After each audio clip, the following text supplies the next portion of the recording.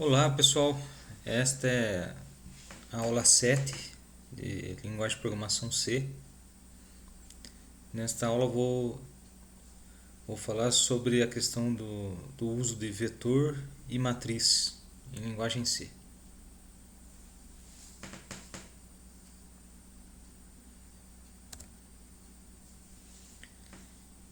Então, primeiro aqui uma definição, né?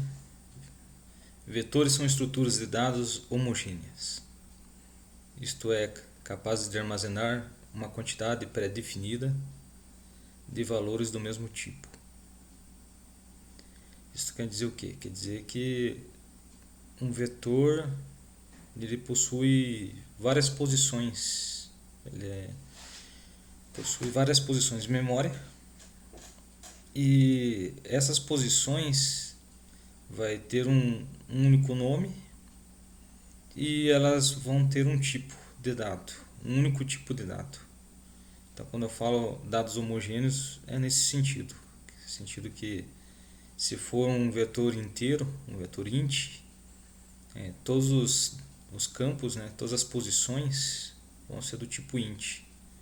Se for float, vai ser todos do tipo float e assim por diante. Então, e essas posições elas necessitam de um índice de acesso. Isso quer dizer que eu vou definir o vetor por um nome e todas as outras posições desse vetor elas vão possuir um índice numérico, no qual eu vou usar para poder ter acesso à informação. Esse índice começa sempre em 0 e vai até a definição do tamanho -1. Isso quer dizer o quê? Quer dizer que se eu defino um vetor com 10 posições, ele, como começa em 0, vai de 0 a 9. Então as posições desse vetor são números inteiros numéricos e vai de 0 a 9 nesse exemplo. Então a declaração do vetor é do tipo, segue a sintaxe abaixo, né? Tipo, nome do vetor, e aquele Gmax é o máximo da dimensão, né? Qual a quantidade de elementos que vai ter nesse vetor, né? De posições. O tipo é os tipos que a gente está trabalhando no momento, né? Inteiro, float, né? O int, o float, um caractere, o char, né? Então, olha, ó, onde tipo, um dos tipos primitivos de dados, né? Nome do vetor segue as mesmas regras das variáveis básicas, né? O Tmax define o número máximo de elementos do vetor. Pode ser uma expressão constante inteira. Então aqui temos a sintaxe da declaração de um vetor.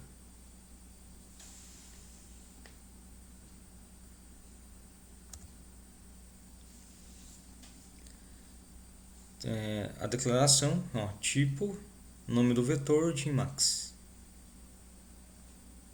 Em C, os índices dos vetores variam de 0 a Gmax -1. Ou seja, a dimensão que você definiu para o vetor -1, porque inicia em 0. Então ali temos alguns exemplos ali de declaração. Float, notas com 100 posições. Então esse vetor notas vai de 0 a 99. Int, conjunto 50. Então essa variável 50, esse vetor vai de 0 a 49. Char, nome 15. Então são 15 posições do tipo caractere. E o acesso vai de 0 a 14.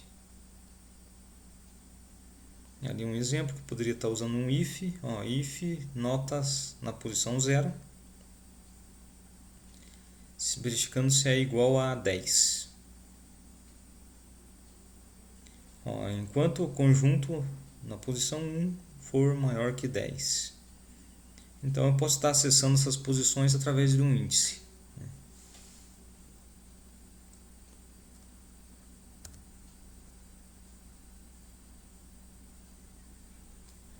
Aqui é uma observação. Ó, se eu usar, por exemplo, notas 100, seria um erro. Então o notas ali vai até 99. Olha lá, enquanto o conjunto iria até o 49, porque o conjunto foi definido com 50 posições. O conjunto 50 causaria um erro. Então só uma atenção aí para a questão do índice, porque o controle do índice do vetor ele é responsabilidade do programador.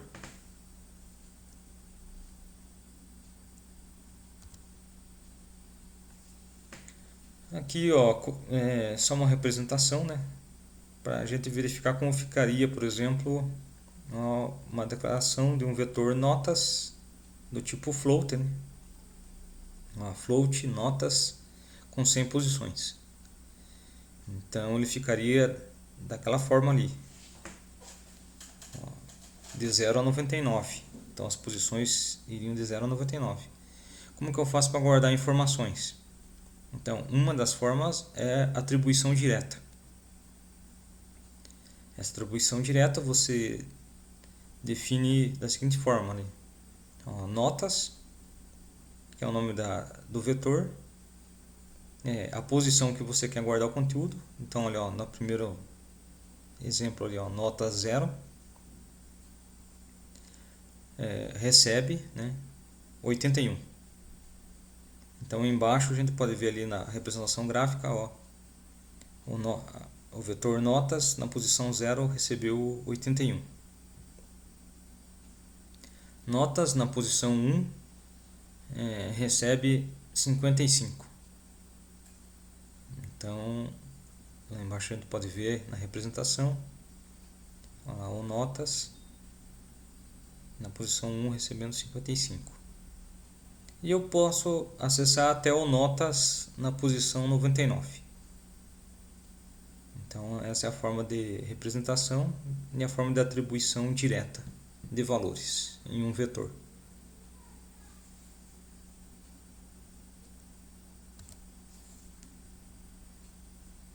Aqui temos uma outra forma de representação. Então é apenas uma representação visual para a gente entender como que fica na memória. Lá tem a variável notas, que é uma variável, e eu tenho as posições. Então aqui do lado esquerdo a gente tem as atribuições diretas, né? Feito de forma direta. Ó, notas na posição 0, na posição 1, na 2, na 3, na 4, cada uma recebendo um valor. E aqui do lado direito a gente vê a variável notas e o conteúdo. Ó, notas na posição 0, na 1, na 2, na 3, na 4. Então essa é como se fosse, por exemplo, o nome de uma rua. Você tem o nome da rua, que é um nome único, e tem a numeração das casas.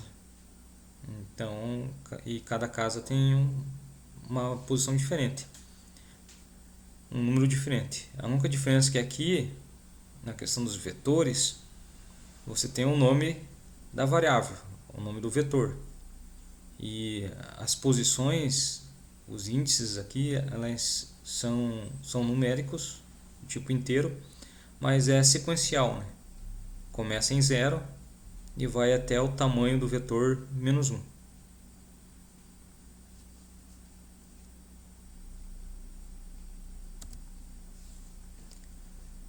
Então, vetores numéricos recebem valores inteiros de ponto flutuante, precisão simples, ou de ponto flutuante, precisão dupla, seria um double, né? Questão de inicialização, você pode até fazer uma inicialização direta, que já é na própria declaração, né? Ó, como no primeiro exemplo, ali, ó, int vet4 igual, daí entre as chaves, as 4 posições, inicializando todos com 0. Né? Então a posição 0, 1, 2 e 3, todas inicializadas com 0. Ó, no segundo exemplo só está inicializando duas posições, né? Int vet4 menos 1, menos 1. Então isso vai inicializar só os dois primeiros elementos. Então ali temos a declaração de um tipo float e ali temos uma outra declaração de um vetor inteiro. Não foi definido a dimensão, mas devido à inicialização ele vai assumir o tamanho da inicialização. Então como ali tem 3, 6, 8 zeros, então aquele A vai ter 8 posições, vai ser de 0 até 7. Então a declaração inicialização conjuntas é útil para vetores de dimensão reduzida, né? Ou seja, para vetores pequenos, né? Se você utilizar vetores grandes e quiser inicializar esses vetores maiores, né? Um vetor de 100 posições, por exemplo, o melhor é utilizar uma estrutura de repetição, né? Que vai variar um contador de 0 a 99 e vai preencher. Você preenche essas posições, né? com 0, por exemplo.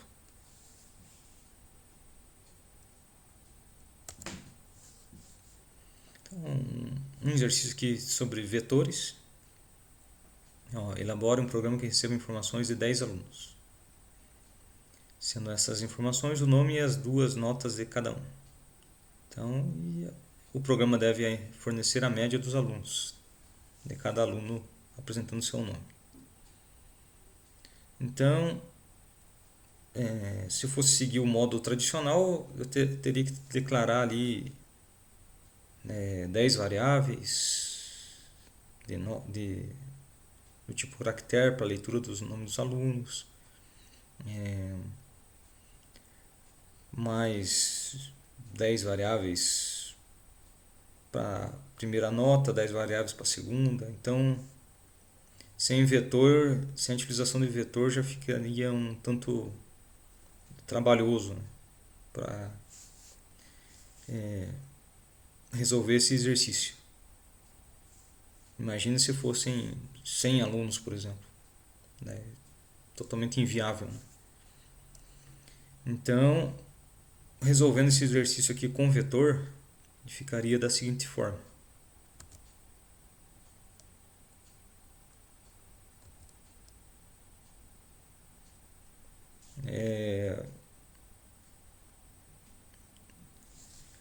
Temos ali o void main, função principal, e temos ali float notas 3. Ou seja, declarando um vetor notas do tipo real com 3 posições. Char nome 50.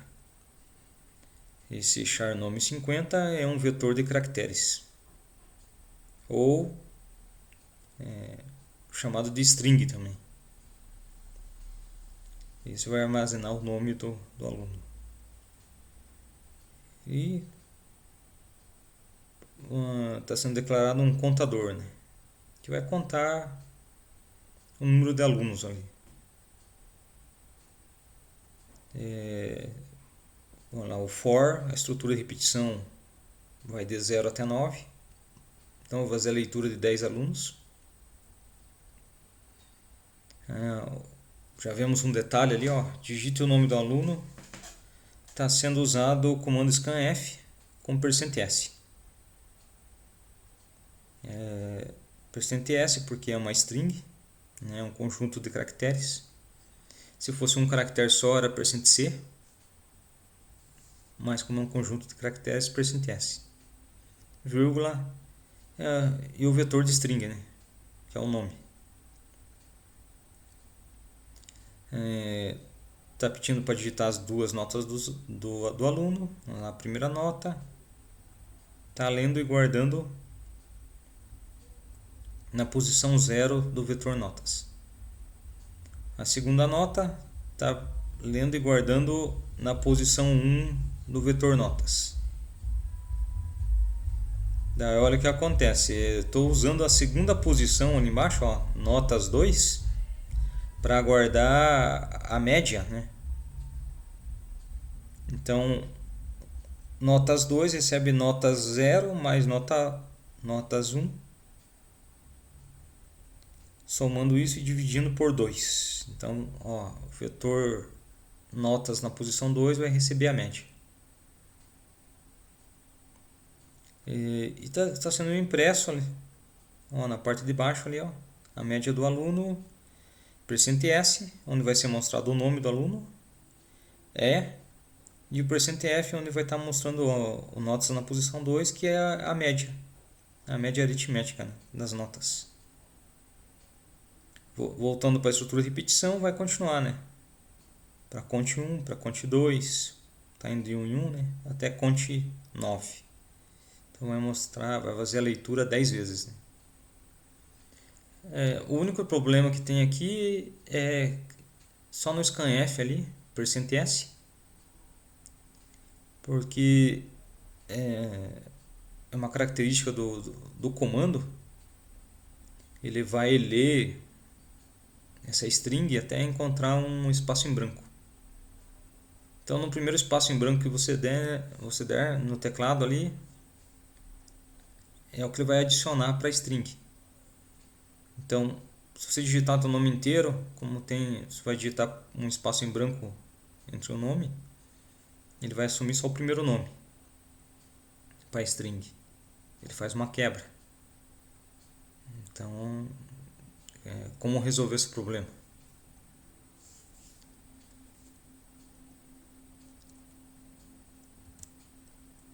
Bom, antes de prosseguir, falar um pouco sobre a questão de caracteres.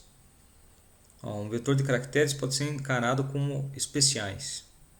Um vetor comporta uma frase, chamada no jargão da informática de string. Na verdade, nesse jargão, o vetor de caracteres é chamado ele mesmo de string.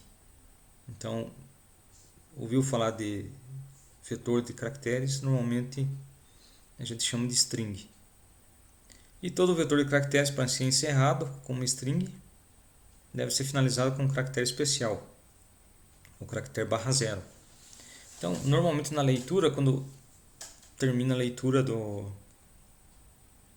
da string, né, você leu pelo teclado e você dá um enter, ele automaticamente atribui um /0 no final do nome. E é assim que ele identifica como terminou o nome, né, ou a frase nesse vetor de caracteres.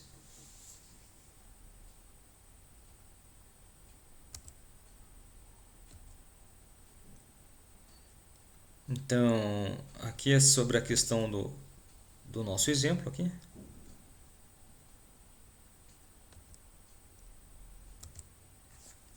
Funcionou completamente. Daí já pergunta sobre a questão dos nomes compostos, né? Que eu acabei de falar, o problema. Ao que se digitar um espaço em branco, ele vai atribuir já a frase, né, para o vetor. Mas daí como resolver se você quiser fazer a leitura de uma frase inteira, né, incluindo os espaços em brancos, né? Então, existem funções específicas para manipulação de strings. Exemplo, disponíveis na biblioteca string.h. Então, nessa biblioteca tem todas as funções possíveis para manipulação de string. Inclusive tem muitas que a gente nem vai ver nesse capítulo, nessa aula, né? Como funções para comparação de strings, função para cópia, função para concatenação. Então tem diversas funções para string. Mas o que interessa para a gente são as funções para leitura de string. Então existem algumas funções, como a gets, por exemplo. A gets faz uma leitura, ela substitui o scanf. Então só gets e o nome do vetor que você vai ler, entre parênteses. Só que ela é uma função perigosa para ser usada, tanto que é considerada depreciada, né? Uma função que não é mais utilizada. Mas você pode estar utilizando, mas ela é perigosa no sentido que ela não verifica o tamanho do vetor. Então, se você está lendo um vetor de 30 posições e você digitar 40, ela vai permitir que você leia 40. O problema é que na hora de atribuir para um vetor de 30, vai dar um estouro de buffer, né? O buffer, que é a posição de memória, né, na qual ele faz a leitura do teclado, né? Ele armazena temporariamente lá os caracteres, as informações que você estiver digitando no teclado. Então vai dar um estouro de buffer na hora de atribuir para um vetor, por exemplo, de 30 caracteres, sendo que você digitou 40. Então tem que tomar cuidado na utilização dessa função gets. A função puts é uma função para impressão de string. E as duas últimas ali que eu coloquei são para manipular arquivo. Tanto a fgets como a fputs são para manipulação de arquivo. Mas a fgets, eu posso estar utilizando ela no lugar do gets, porque ela é mais segura para fazer a leitura. Eu posso estar lendo um vetor, porque daí eu posso definir o número, o tamanho desse vetor, né? Posso definir o tamanho desse vetor e qual é o arquivo que eu vou estar utilizando para a leitura dos dados.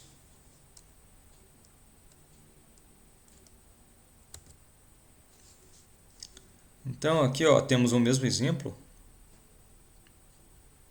só que em vez de estar utilizando o scanf, a gente percebe ali que está escrito fgets, é a função fgets. Então aqueles são os parâmetros da função fgets. O primeiro parâmetro ali é o nome do vetor. Então neste caso aqui, o nome do vetor é nome, que foi declarado char nome 50. O segundo parâmetro ali, 50, que é o tamanho do vetor. Então ele só vai aceitar uma leitura até para atribuir para a variável nome com 50 posições. Ou seja, ele vai preencher o vetor de 0 a 49. E o terceiro parâmetro ali é qual arquivo que eu estou fazendo a leitura. Da onde que eu estou fazendo a leitura. Então, stdin, esse stdin, ele é o arquivo de leitura do buffer, que eu comentei agora há pouco. Ele fica constantemente ali, né, esperando a leitura de informações. Então ele é um tipo de memória temporária, onde é armazenadas as informações.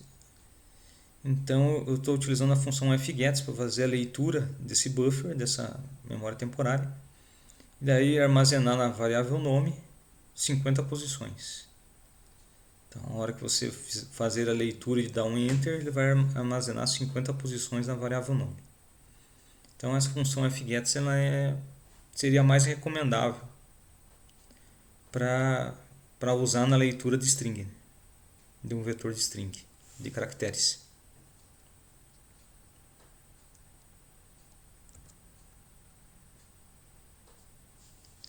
Então, além de um vetor, que o tipo de vetor que a gente estava vendo era um vetor unidimensional, ou seja, um vetor de uma dimensão só, é uma linha, né? É uma linha com vários índices. Mas eu posso definir um vetor bidimensional. Um vetor bidimensional a gente chama de matriz. Então, matriz em linguagem C é um vetor bidimensional, com duas dimensões, ou seja, ele possui linhas e colunas. É uma tabela, né? Então, matrizes são estruturas de dados homogêneas, multidimensionais. Então, dados homogêneos porque são todos do mesmo tipo, todas as posições de uma matriz são do mesmo tipo, assim como é no vetor. E eu posso definir duas dimensões, né? A primeira dimensão, que seria das linhas, e a segunda das colunas. Então, para acessar, você vai necessitar de dois ou mais índices de acesso. Dois ou mais, porque nesse caso que a gente vai trabalhar aqui é só um vetor de duas dimensões. Mas eu posso ter um vetor de n dimensões, tridimensional ou maior que isso. Mas para nós já é o suficiente aprender a trabalhar com bidimensional. Então temos a declaração ali, tipo, int, char, né, por aí vai. Os tipos primitivos de dados, né? O nome da matriz, que segue as mesmas regras, né, das variáveis. Daí temos as duas dimensões ali, que vai definir o tamanho da área de armazenamento. E que a primeira dimensão é sobre a quantidade de linhas que eu vou ter na minha tabela, na minha matriz. E a segunda dimensão é quantas colunas eu vou ter na matriz.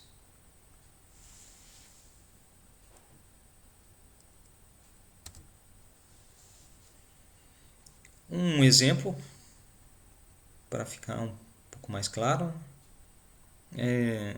olha, float matriz 2, 2. Então ali está sendo declarada uma matriz 2 por 2. Duas linhas por duas colunas. Assim como no vetor, a matriz inicia no índice 0. 0 tanto para a linha como para a coluna. Então a matriz 2 por 2 ela vai ter duas linhas, ou seja, a linha 0 e a linha 1, e duas colunas, a coluna 0 e a coluna 1. Então está sendo declarado ali outras duas variáveis, uma variável média, uma quantidade.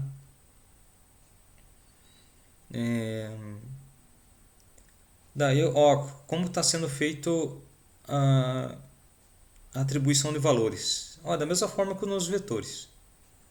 Você tem que indicar a posição para poder guardar o valor. Então, matriz 00 igual a 9. Matriz 01, matriz linha 0, coluna 1, 8. Matriz linha 1, coluna 0, 7. E matriz linha 1, coluna 1, 7. E aqui temos o exemplo na tabela, né? Onde está sendo mostrado os índices ali. Linha 0, linha 1, coluna 0, coluna 1. Então, e os valores guardados. A variável quant ali está recebendo a soma, né? A soma de todas as posições da matriz. Então, a matriz 00 mais matriz 01 mais matriz 10 mais matriz 11. Então, está somando tudo, guardando essa variável quant. E a variável média ali embaixo está recebendo quant, que é o somatório de todas as posições da matriz, divididos por 4. Daí está sendo impresso a média dos 4 números, %f, né? E a variável média. Então, o modo de trabalhar é da mesma forma que trabalha com vetor. A única diferença é que vai ter uma dimensão a mais, né? Uma posição a mais. Então, a primeira posição indica a linha e a segunda indica a coluna da matriz.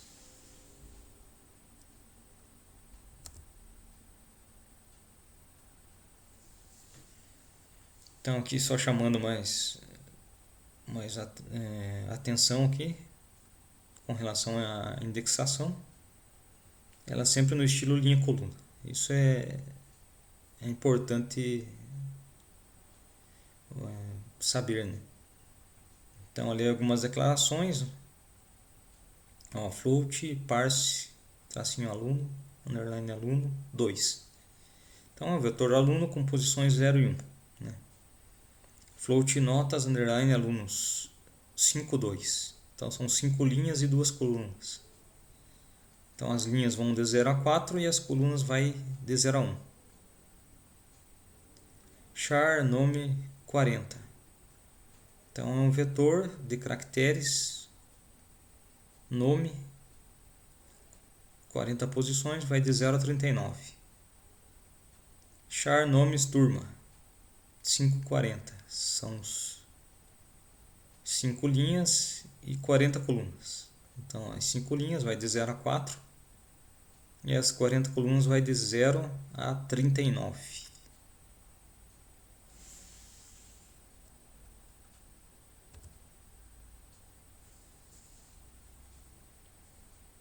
Aqui é o mesmo exemplo lá das matrizes, mas da matriz anterior, mas sem usar atribuição direta. Como que é feita a leitura da posição da matriz? Né? Então, scanf, vamos lá, %f, vamos lá, o comercial, matriz 00. Então, vou ler a primeira posição da matriz ali. Vai ser feita a leitura e vai guardar o valor nessa posição. Vamos lá, scanf, %f, matriz 01. Então, vai ser feita a leitura da segunda coluna da linha 0. Então, lá, linha 0, coluna 1. Vou ler o valor e armazenar nessa posição. E assim por diante. Ó. Digite o terceiro número, scanf, matriz, linha 1, coluna 0. Digite o quarto número, scanf, %f ali, comercial, matriz 11. Seria a quarta posição dessa matriz. Ó, daí está sendo feita a soma de todos os elementos da matriz, calculado a média e está sendo mostrada a média. Então aqui só para mostrar como é feita a leitura da matriz. Né?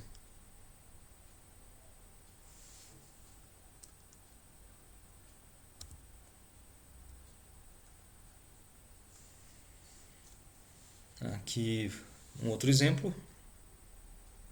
Temos uma matriz 2, 4, ou seja, 2 linhas, 4 colunas.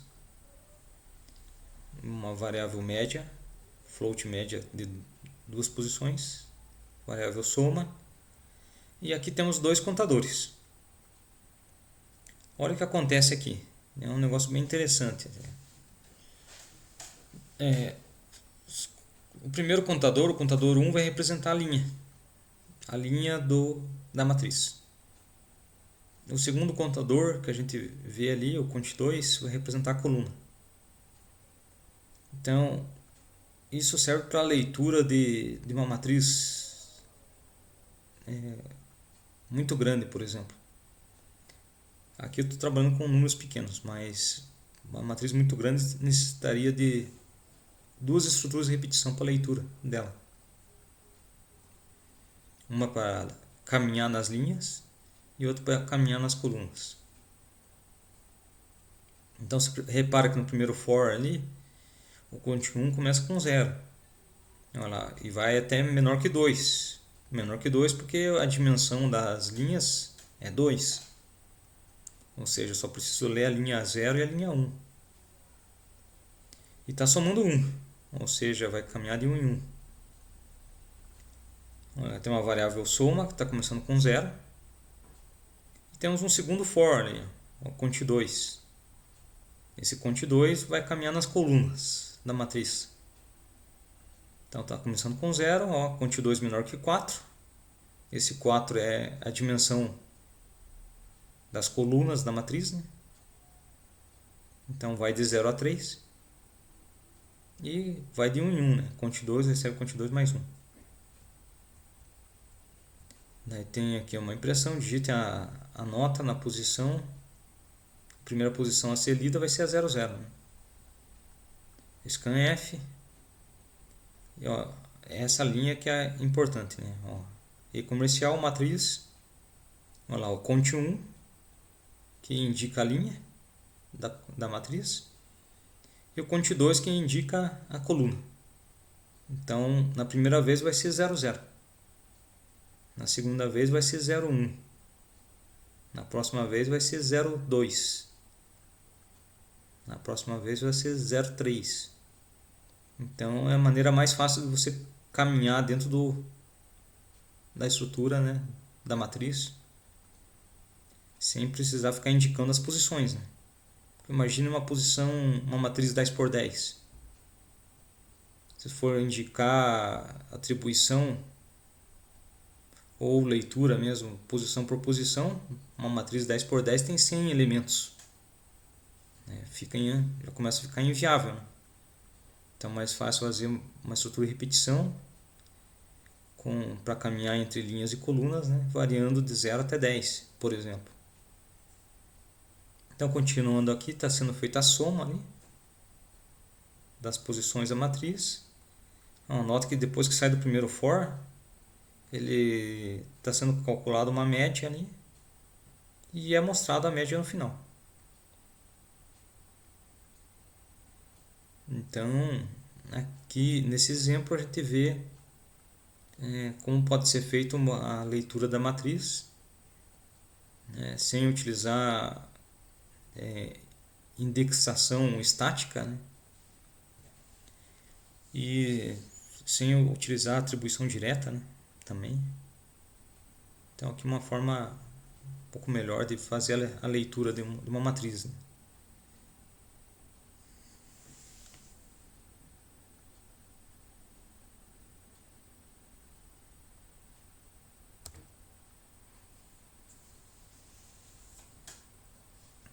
Então aqui eu encerro essa aula 7. Aqui seria uma introdução, né, uma parte sobre vetor e matriz. Pretendo gravar mais uma aula falando sobre como manipular o conteúdo de um vetor e matriz utilizando funções. Daí já seria uma outra situação. Mas para essa aula, o que tinha que ser falar sobre vetor e matriz, acredito que já é o suficiente. Bom, qualquer dúvida pode ser enviado para o meu e-mail. Obrigado pela atenção de todos e até a próxima.